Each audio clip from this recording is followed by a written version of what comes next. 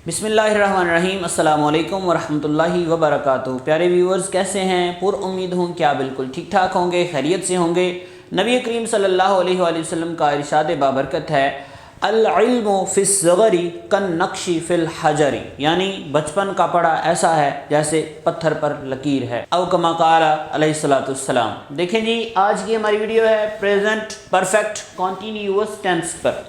Present perfect continuous tense एक ऐसा tense होता है जिसको उर्दू में फ़ेल हाल मुकम्मल जारी कहते हैं। जैसे कि इसका नेम ही आपको बता रहा है कि इसमें कॉन्टीन्यूटी तो है, साथ में कंप्लीशन का भी जिक्र आएगा। एट वंस, साइमल्टेनियसली, एक ही दफ़ा एक ही फ़िक्र में आपको किसी काम का कुछ हिस्सा मुकम्मल होता नज़र आएगा और कुछ हिस्सा जारी नज़र आएगा। तो तसलसल भी है, कंप्लीशन भी है, एक ही फ़िक्रे में। तो देखते हैं जी, इन फ़िक्रों में तारुफ देखते हैं। प्रेजेंट परफेक्ट कॉन्टीन्यूअस का तारुफ देखें जी। सबसे पहले क्या लिखा है? This tense describes an action which started in the past and is still continuing, यानी कि ये ऐसे फंक्शन को जाहिर करता है, ये वाला टेंस, जो कि माजी में शुरू हुआ था और अब तक जारी है। जैसे कि मैं कहता हूँ कि हम सुबह से वर्जिश कर रहे हैं, तो सुबह तो गुजर चुकी, माजी था, अभी वो माजी बन चुका है। तो सुबह से अभी तक कर रहे हैं, तो शुरू हुआ माजी में और अब तक चल रहा है। या बच्चे 2 घंटे से तंग कर रहे हैं, तो 2 घंटे तो स्पेंड हो चुके, गुजर चुके। तो 2 घंटे से शुरू हुआ है, माजी से स्टार्ट हुआ है और अब तक स्टिल कंटिन्यूइंग है, अभी तक चल रहा है, तसलसल से बरकरार है। तो इसको हम कहते हैं प्रेजेंट परफेक्ट कॉन्टीन्यूअस टेंस। इसमें प्रेजेंट आया है दौरे हाजिर की वजह से, कंप्लीशन आई है जो 2 घंटे या जो वक़्त गुजर चुका है उसकी वजह से, और चूंकि साहब अभी भी तंग कर रहे हैं उसकी वजह से कंटिन्यूअस भी आ गया है। इसमें दूसरी डेफिनेशन जो मैंने लिखी है, देखें, इट साइमल्टेनियसली का मतलब होता है कि बैक वक्त, एक ही वक्त में। It simultaneously shows completion as well as continuity of the function. ये एक ही वक्त में किसी फंक्शन को जारी होना भी बताता है और उसका मुकम्मल होना भी बताता है। ये तो नाम ही ज़ाहिर कर रहा है। ये देखें, जैसे कि परफेक्ट है, परफेक्ट मीन्स मुकम्मल, तकमील, और कॉन्टीन्यूअस है, कॉन्टीन्यूअस मीन्स जारी होना, यानी कि इसमें बैक वक्त जारी होना भी आएगा और साथ ही साथ मुकम्मल होना भी आएगा। प्रेजेंट परफेक्ट कॉन्टीन्यूअस टेंस के अब हम देखते हैं कि इसकी रिकग्निशन क्या है। इसके अफर्मेटिव जुमलों को हम डील कर रहे हैं। प्रेजेंट परफेक्ट कॉन्टीन्यूअस की रिकग्निशन में देखें क्या क्या पॉइंट्स मैंने लिखे हैं। सबसे पहले इसमें इस्तेमाल होता है हैज़ बिन और हैव बिन। हमने प्रेजेंट कॉन्टीन्यूअस टेंस पढ़ा, उसमें हमने इज़ एम आर का यूज़ किया था। फिर हमने प्रेजेंट परफेक्ट टेंस पढ़ा, उसमें हैज़ और हैव का इस्तेमाल किया था। अभी हम पढ़ रहे हैं प्रेजेंट परफेक्ट कॉन्टीन्यूअस टेंस। इसमें इज़ एम आर इस्तेमाल नहीं होगा और हैज़ और हैव भी अकेला इस्तेमाल नहीं होगा, साथ में बी डबल एन बीन का इजाफा होगा। तो पहली रिकग्निशन इसकी क्या है कि इसमें हैज़ बीन और हैव बीन यूज़ होगा। सेकंड नंबर पे क्या है? वर्ब की फर्स्ट फॉर्म के साथ आईएनजी इस्तेमाल होगा। V1 लिखा है, मतलब first form of the verb, ING का इजाफा होगा। और थर्ड पॉइंट क्या है? सिंस या फिर फार का इजाफा होगा। इन दोनों में से एक चीज़ इस्तेमाल होगी, दोनों। ये फार वैसे के लिए के माना में नहीं आएगा, सिंस यहाँ पे वक़्त के इस्तेमाल में आएगा, वक़्त की डिनोशन के लिए इस्तेमाल होगा। फोर्थ नंबर पे आ जाता है वक़्त, टाइम। टाइम को अब ज़ाहिर करने के लिए मुख्तलिफ अल्फाज हैं, मिनट हैं, घंटे हैं, दिन हैं, साल है, सुबह है, शाम है। तो मुख्तलिफ तरह से वक़्त का जिक्र हो सकता है। तो देखिए, मैंने आपके सामने एक एग्जांपल लिखी है। Child has been weeping for 2 hours. बच्चा 2 घंटे से रो रहा है और देखें कोई चुप भी नहीं करवा रहा उसे। देखें, इसमें हैज़ बीन इस्तेमाल हुआ, जो मैंने आपको रिकग्निशन पॉइंट लिखाया उसमें देखें हैज़ बीन इस्तेमाल। मैंने कहा था हैज़ बीन और हैव बीन में से एक इस्तेमाल होगा। नगमा नंबर 1 अगर सब्जेक्ट है तो फिर हैज़ बीन इस्तेमाल होगा, और नगमा नंबर 2 में से है कोई तो फिर हैव बीन इस्तेमाल होगा। पहली रिकग्निशन हो गई। दूसरे नंबर पर मैंने कहा वर्ब के साथ आईएनजी का इजाफा होगा। देखिए, वीप होता है रोना, तो वीप के साथ आईएनजी का इजाफा हुआ है, दूसरी पहचान भी हो गई। तीसरे नंबर पर मैंने कहा था सिंस या फार में से कोई इस्तेमाल होगा, तो देखें फार इस्तेमाल हुआ है, ये भी इस्तेमाल होगी। चौथे नंबर पे मैंने आपको कहा था कि इसमें वक़्त का जिक्र होता है। वक़्त की डिनोशन के लिए कोई भी टर्म इस्तेमाल हो सकती है। यहाँ पे क्या इस्तेमाल हुए हैं, घंटे, तो हम यहाँ पे लिखेंगे, ये और मैंने लिखा हुआ है। उर्दू में देखें घंटों का भी जिक्र आ गया है, रो रहा का भी जिक्र आ गया है, वक़्त का भी जिक्र आ रहा है। और देखिए मैंने जब पहले आपको डेफिनेशन बताई थी, माजी में शुरू हुआ था और अब तक चल रहा है। तो देखें child has been weeping for 2 hours, बच्चा 2 घंटे से रो रहा है। अगर यहाँ पे सुबह होता तो फिर आना था child has been weeping since morning. Since और फार का क्या डिफरेंस है, ये भी आगे चल के पढ़ते हैं। इंतहाई वीक पॉइंट है, बहुत ज़्यादा बच्चे ऐसे होते हैं जिनको टेंसेस आते होते हैं लेकिन सिंस और फार का इशू फिर भी उन्हें होता है। इस वीडियो में सारे इशू निकाल देंगे, टेंशन लेने की ज़रूरत नहीं है, बस फुल तवज्जो के साथ, कंसंट्रेशन के साथ वीडियो देखते जाएं। अभी चलते हैं हम इसकी फॉर्मेशन की तरफ जी। तो फॉर्मेशन देखें, फॉर्मेशन में मैंने फार्मूला लिखा है प्रेजेंट परफेक्ट कॉन्टीन्यूअस टेंस को बनाने का। सबसे पहले हम इस्तेमाल करते हैं सब्जेक्ट। अब सब्जेक्ट की 2 टाइप्स हैं, मैंने आपको पहले भी बताया, पहली वीडियो से अब तक आपको मुसलसल बता रहा हूँ। There are 2 types of subjects, दोनों के अलग रूल्स हैं, दोनों के लिए अलग स्पेसिफिक टर्म। पहला जो ग्रुप ऑफ सब्जेक्ट्स है उसमें शामिल है he, she, it, single noun. Single noun means अकेला नाम, नेम ऑफ एनीथिंग, कोई पर्सन है या कोई ऑब्जेक्ट है। दूसरा जो ग्रुप है वो है I, we, they, you, poly noun. Poly means multiple, poly noun ज़्यादा नाम। तो ये जो नगमा नंबर 1 और नगमा नंबर 2 मेरी अपनी टर्म्स हैं, वो आपको ज़हन नशीन रखनी चाहिए। पहली टर्म अगर होगी तो फिर इस्तेमाल होगा has been. He, she, it या सिंगल नाउन में से अगर कोई सब्जेक्ट आ जाएगा तो फिर इस्तेमाल होगा हैज़ बीन। और अगर आई, वी, दे, यू में से कोई भी सब्जेक्ट आ जाता है तो फिर हैज़ बीन नहीं, हैव बीन इस्तेमाल होगा। तो चलते हैं जी, फार्मूला एक दफ़ा समझते हैं। सब्जेक्ट प्लस हैज़ और हैव, इन दोनों में से एक इस्तेमाल होगा, प्लस बीन इस्तेमाल होगा। उसके बाद वर्ब के साथ आईएनजी का इजाफा होगा, वर्ब की फर्स्ट फॉर्म के साथ आईएनजी का इजाफा होगा। उसके बाद आपका जो ऑब्जेक्ट है वो इस्तेमाल होगा। उसके बाद सिंस या फॉर में से कोई चीज़ इस्तेमाल होगी, एंड पे टाइम इस्तेमाल होगा। इनमें से कोई भी चीज़ ऐसी नहीं है कि जो आपको पहले से ना आती हो या समझानी मुश्किल हो, सिवाय सिंस और फॉर का जो कंसेप्ट है उसके ऊपर फोकस करते हैं। देखें 2 पॉइंट्स आपको मैं बताता हूँ। आई एश्योर यू, मेरा चैलेंज है कि अगर आप इन 2 पॉइंट्स को अच्छी तरह से समझ लें, आपको सिंस और फॉर का कभी इशू नहीं बनेगा, हो सकते ही नहीं है। क्योंकि इस ट्रिक को इस्तेमाल करते हुए मुझे भी कम अज़ कम 1 दहाई तो हो ही चुकी है। तो अभी तक एक जगह भी ऐसी नहीं आई है जहाँ पे ये जो कंसेप्ट है या ये जो ट्रिक है ये फेल हुई हो। तो टेंशन लेने की ज़रूरत नहीं है, फुल कंसंट्रेशन के साथ समझें। देखें टाइम के इजहार के लिए 2 तरीके इस्तेमाल होते हैं। एक इस्तेमाल होता है पॉइंट ऑफ टाइम, दूसरा इस्तेमाल होता है पीरियड ऑफ टाइम। यहाँ से लेकर यहाँ तक, इतने बजे से इतने बजे तक, इतने मिनट से इतने मिनट तक, इस साल से इस साल तक। अगर तो पीरियड ऑफ टाइम हो, इतने मिनट के लिए है, इतने घंटों के लिए है, तो फिर आप इस्तेमाल करेंगे फॉर। ये पहली ट्रिक है, तवज्जो रखें। अगर पीरियड ऑफ टाइम आ गया तो फिर आप इस्तेमाल करेंगे फॉर। और अगर पॉइंट ऑफ टाइम आ गया, जैसे अब देखिए मैं कहता हूं कि पाकिस्तान 1947 से लेकर अब तक तरक्की कर रहा है, तो ठीक है, इसमें 1947 एक दफ़ा आया है, बार बार तो नहीं आ रहा, या 1947 कोई पीरियड तो नहीं है, 1947 पॉइंट ऑफ टाइम है, वो एक स्पेसिफिक टाइम है, इसलिए वो उसके साथ इस्तेमाल करेंगे since. Pakistan has been developing since 1947। और अगर यहाँ पे ये कहा जाए कि पाकिस्तान पिछले 70-75 सालों से तरक्की कर रहा, देखिए अब पीरियड ऑफ टाइम आ गया है, अब पॉइंट ऑफ टाइम नहीं आया, 70 साल का जिक्र आ गया है, तो ये पीरियड ऑफ टाइम है। 70 साल एक दौरानिया होता है ना, तो जब पीरियड ऑफ टाइम आ गया तो फिर इस्तेमाल होगा for. Pakistan has been developing for 70 years, for 75 years, या जो भी ड्यूरेशन हो। तो देखिए आपने पहली ट्रिक क्या मैंने बताई है, पहली ट्रिक ये है कि अगर पॉइंट ऑफ टाइम है तो फिर आप इस्तेमाल करेंगे सिंस, जैसे सुबह, मॉर्निंग, जैसे शाम है, पॉइंट ऑफ टाइम है। अगर पीरियड ऑफ टाइम आ गया, अगर पीरियड ऑफ टाइम आ गया है तो फिर आपने फॉर इस्तेमाल करना है, उसमें आपने सिंस इस्तेमाल नहीं करना। उसमें जैसे कि मैं कहता हूँ सुबह 7 बजे से 9 बजे तक के लिए मैं टीवी देखता हूँ, सुबह 10 बजे से लेकर 11 बजे तक मैं ऑफिस जाता हूँ, तो ये टाइम पीरियड है। पीरियड के साथ इस्तेमाल होगा फॉर, पॉइंट के साथ इस्तेमाल होगा सिंस। मुझे बड़ी उम्मीद है आपको इस पॉइंट की समझ आ गई होगी। अगेन एक और दूसरी आपको मैं ट्रिक देता हूँ, बहुत ज़बरदस्त आसान बेहतरीन ट्रिक है। मेरे असातिज़ा को सलाम है जिन्होंने ऐसी ट्रिक्स के साथ हमें सिखाया और पढ़ाया, और जिसकी वजह से हमें कभी इशू नहीं बनता है। वही ट्रिक्स मैं आपको भी कन्वे करने लगा हूँ।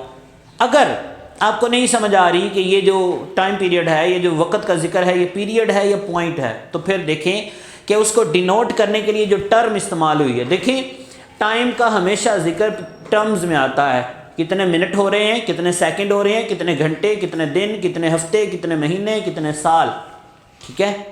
टाइम का जिक्र हमेशा टर्म्स में आता है। तो जैसे टर्म्स मैंने जिक्र किए अभी, और भी टर्म्स हैं जैसे सुबह, दोपहर, शाम, दोपहर, रात, ठीक है। तो ये टर्म्स ऑफ टाइम है, टर्म्स ऑफ टाइम है। अगर अब देखें आपने करना क्या है, आप देखें टर्म क्या है, उर्दू में फ़िक्रा लिखा हुआ है आपके सामने, मिसाल के तौर पे सेंटेंस है कि हफ्सा पिछले 10 मिनट से खेल रही है। तो देखिए इसमें आपने क्या करना है, देखिए टर्म क्या इस्तेमाल हुई है, मिनट, मिनट इस्तेमाल हुआ है। अगर तो टर्म ऐसी है जो एडेबल है, अगर टर्म ऐसी है जिसको आप जमा कर सकते हैं, ये बड़ी कमाल की ट्रिक है, गौर से सुने। अगर टर्म जो कि आप टर्म ऑफ टाइम इस्तेमाल कर रहे हैं उर्दू के फ़िक्रे में, अगर टर्म ऐसी है जो कि एडेबल है, जिसको आप जमा कर सकते हैं, तो फिर इस्तेमाल होगा फार। और अगर टर्म ऐसी है जिसको आप ऐड नहीं कर सकते, तो फिर इस्तेमाल होगा सिंस। मुझे अच्छी तरह से याद है, हमारे सर थे कॉलेज में, जब उन्होंने ये ट्रिक हमें बताई थी तो उन्होंने चैलेंज किया था कि आई चैलेंज यू, उन्होंने यही अल्फाज थे उनके कि आई चैलेंज यू, कि हो ही नहीं सकता कि किसी को सिंस और फार का कोई इबहाम रह जाए, समझ आएगी आएगी। अल्लाह का फजल है, हमें तो सबको आई। और मैं तवक्को करता हूँ कि इस वीडियो को देखने वाले जितने भी व्यूअर्स हैं उनको भी ये पॉइंट अच्छी तरह से समझ आ गया होगा कि हमने सिंस कहाँ पे इस्तेमाल करना है और फार कहाँ पे इस्तेमाल करना है। अगर अगली चीज़ एडेबल है, मिनट्स, आवर्स, सेकंड्स, ईयर्स, अच्छा ये ईयर नहीं होता, ईयर होता है, ये से स्टार्ट करते हैं, ईयर ये कान होता है, और ईयर ये YEAR है ना, वाई ये की आवाज़ देता है, ईयर्स, मंथ्स, तो ये जो हैं ये पीरियड्स ऑफ टाइम है, इनके साथ इस्तेमाल होगा फार। और अगर पॉइंट ऑफ टाइम जैसे मॉर्निंग है, दिन में एक ही मॉर्निंग आती है, दिन में एक ही आफ्टरनून आता है, दिन में एक ही नून आता है, दिन में एक ही इवनिंग आती है, दिन में एक ही नाइट आती है, तो ये पॉइंट्स ऑफ टाइम है, इनके साथ इस्तेमाल होगा सिंस। अब देखें एग्जाम्पल की तरफ आते हैं। एग्जाम्पल मैंने लिखी है, भारतीय फौजी 75 साल से कश्मीरियों पे जुल्म कर रहे हैं। इसमें 75 साल आया पीरियड ऑफ टाइम आया इसमें पीरियड ऑफ टाइम आया। अगला फिक्रा देखें, भारतीय फौजी 1947 से कश्मीरियों पर जुल्म कर रहे हैं। तो यहाँ पे पीरियड ऑफ टाइम नहीं आया, पॉइंट ऑफ टाइम आया है 1947। तो देखें इन दोनों को ट्रांसलेट करते हैं, किस तरह ट्रांसलेशन होगी। पहला फिक्रा देखें, भारतीय फौजी 75 साल से कश्मीरियों पर जुल्म कर रहे हैं। तो देखें इसमें काम क्या है, जुल्म करना, जो कि बहुत बुरा काम है, अल्लाह उन्हें हिदायत दे। अच्छा जी, जुल्म कर रहे हैं, तो ये हो गया वर्ब। जुल्म करने को ढेर सारी इंग्लिश इस्तेमाल होती हैं, जुल्म करने के लिए इंग्लिश में ढेर सारे वर्ड्स इस्तेमाल होते हैं। मैं ब्रूटलाइज इस्तेमाल करूँगा, ब्रूटलाइज। तो देखें जुल्म कर रहे हैं, कौन कर रहे हैं, भारतीय फौजी कर रहे हैं, ये सब्जेक्ट हो गया, ये वर्ब हो गया, किन पे कर रहे हैं, बेचारे कश्मीरियों पे कर रहे हैं, ये ऑब्जेक्ट हो गया। अब टाइम पीरियड क्या है, इसमें टाइम का क्या इस्तेमाल है, साल, और साल ऐड किए जा सकते हैं। जब ये ऐड किए जा सकते हैं तो इनके साथ फार इस्तेमाल होगा। दोनों ट्रिक्स हैं आपके साथ पास, पीरियड और पॉइंट को जस्टिफाई कर लें, या फिर एडेबल और नॉन एडेबल को कंफर्म कर लें। देखें दोनों ट्रिक्स के आपके साथ आसानी से। भारतीय फौजी, देखें जी, इंडियन आर्मी लिख लें या सोल्जर्स लिख लें। उसके बाद हमने हैज़ और हैव में से एक सिलेक्ट करना है, तो सोल्जर्स। अच्छा यहाँ पे बड़ा मेन पॉइंट है, अगले दिन भी एक बच्चे ने मुझसे पूछा है, मैंने उस फिक्रे में इस्तेमाल किया था इंडियन आर्मी या पाकिस्तानी आर्मी था शायद। तो आर्मी एक सिंगुलर है, आर्मी प्लूरल नहीं है। तो उस बच्चे का ये क्वेश्चन था कि आर्मी में तो ढेर सारे फौजी होते हैं, तो बिल्कुल फौजी ढेर सारे होते हैं पर आर्मी एक ही होती है। तो अगर आप आर्मी को यूज़ कर रहे हैं तो उसको as a single noun deal करेंगे, और अगर आप फौजियों को ले रहे हैं तो फौजी ढेर सारे हैं तो उनको आप एज पॉलिनाउन डील करेंगे। तो अगर आपने आर्मी लिखना है तो फिर हैज़ इस्तेमाल होगा, और अगर आपने सोल्जर्स लिखना है तो फिर हैव इस्तेमाल होगा। इंडियन सोल्जर्स हैव बीन क्या कर रहे हैं, ब्रूटलाइज यानी कि जुल्म कर रहे हैं। जुल्म करने की इंग्लिश होती है ब्रूटलाइज, और ब्रूटलाइज के साथ हमने ING का इजाफा करना है, तो ब्रूटलाइजिंग।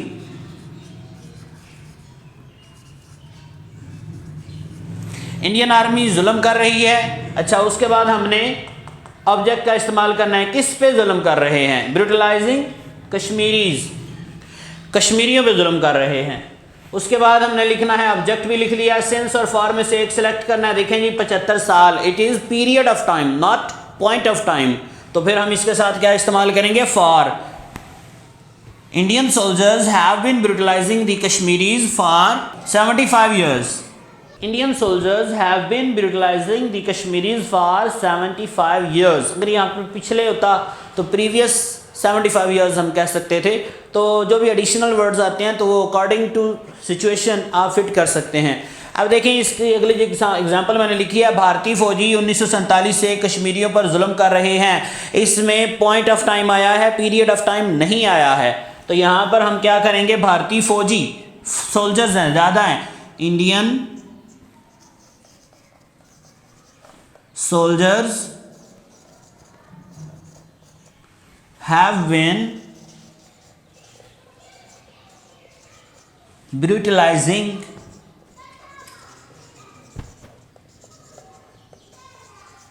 जुल्म कर रहे हैं द कश्मीरीज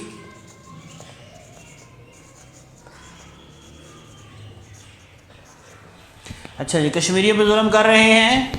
अच्छा, अब आ गया सेंस और फॉर की बारी। सेंस इस्तेमाल होगा या फॉर इस्तेमाल होगा? देखें इसमें पॉइंट ऑफ टाइम आया, 1947 is a point of time not period of time, तो हम सेंस इस्तेमाल करेंगे।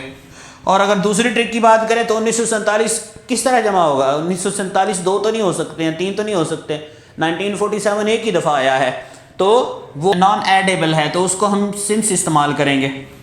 Since 1947 Indian soldiers have been brutalising the Kashmiris since 1947। बिल्कुल जी, बन गया सेंटेंस आपके सामने। फॉर्मेशन आपने चेक कर ली, मुझे पूरी तवक्को है आपको समझ आ गई होगी कि प्रेजेंट परफेक्ट कॉन्टिन्यूस टेंस के अफर्मेटिव सेंटेंसेस हम किस तरह बनाते हैं। इसमें सेंस और फॉर का ही बड़ा मसला होता है, वो भी मैंने आपके सामने हल कर दिया है। मुझे पूरी तवक्को है कि आपको समझ आ गई होगी। अगर फिर भी कोई कमी कजी रह गई तो मुझे बताएं, मैं सारी की सारी निकाल कर रख दूंगा इंशाअल्लाह अज़्ज़ा वजल।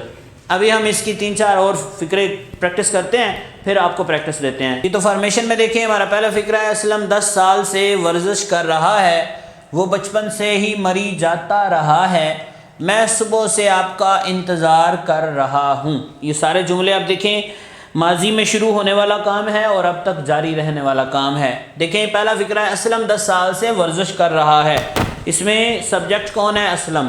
असलम अकेला है तो हैज़ इस्तेमाल होगा। असलम हैज़ बीन क्या कर रहा है? वर्जिश कर रहा है।